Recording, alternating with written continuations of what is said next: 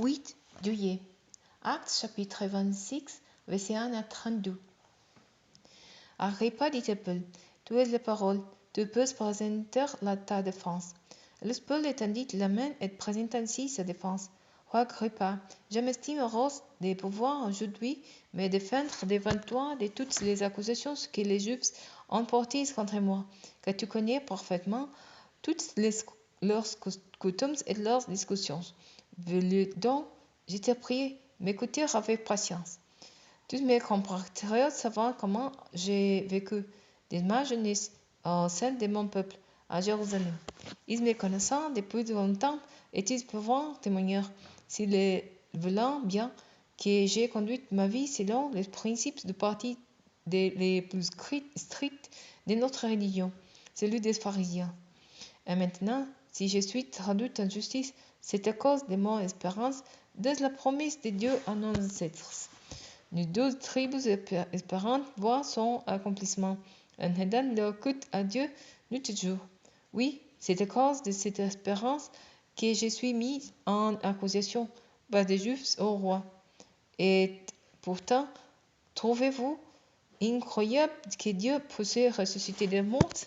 Pour moi donc, j'ai d'abord pensé que je devais m'opposer partout les meilleurs au nom de Jésus de Nazareth. C'est ce que j'ai fait à Jérusalem. J'ai été en prison en vertu des pouvoirs que j'avais reçus des chefs des prêtres, un grand nombre de membres du peuple saintot. Lorsqu'il s'agissait de les condamner, j'ai voté leur mise à mort. J'ai passé d'une synagogue à l'autre pour les faire punir et essayer de les contraindre à renier leur foi. Dans l'excès de ma fureur, je les traquais juste dans les villes étrangères. C'est ainsi qu'un jour, muni de plein pouvoirs, qui me vint accorder le chef des prêtres et me donnant cette mission, je me suis rendu à Damas. J'étais en chemin et il était environ midi. C'est alors au roi que j'ai vu, venant du ciel, une lumière plus éclatante que celle du soleil. Il m'enveloppait de son éclat ainsi que mes compagnons de voyage. Nous sommes tous tombés à terre, et j'entendis une voix qui me disait en hébreu, Saül, pourquoi me persécutes-tu? Tu l'es blessé toi-même en te rebiffant contre l'aiguillon. J'ai demandé, qu'est-ce que Seigneur? Et le Seigneur dit, je suis moi, Jésus, qui tout persécute. Mais lève-toi, tiens-toi debout, car je te suis apparu pour que tu sois mon serviteur, pour témoigner aux hommes que tu me veux et leur dire ce que je te ferai encore voir par la suite. J'ai été choisi du milieu du peuple juif et des non-juifs, vers lesquels j'ai envoyé. Tu devras leur ouvrir les yeux et les faire passer des ténèbres à la lumière et du pouvoir de Satan à Dieu, pour qu'en croyant en moi, ils se sauvent le pardon de leurs péchés et une part d'héritage avec les membres du peuple saint.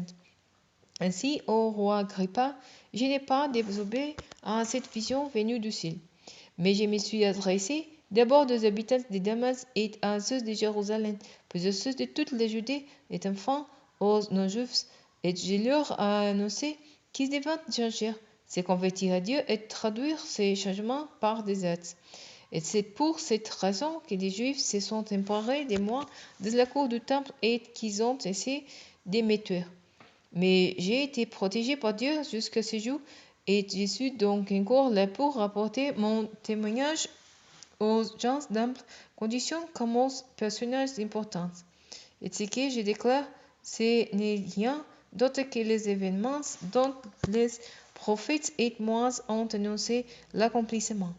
C'est-à-dire que le Messie souffrirait et qu'il serait le premier ressuscité pour annoncer la lumière du salut, non seulement au peuple juif, mais aussi aux non-juifs.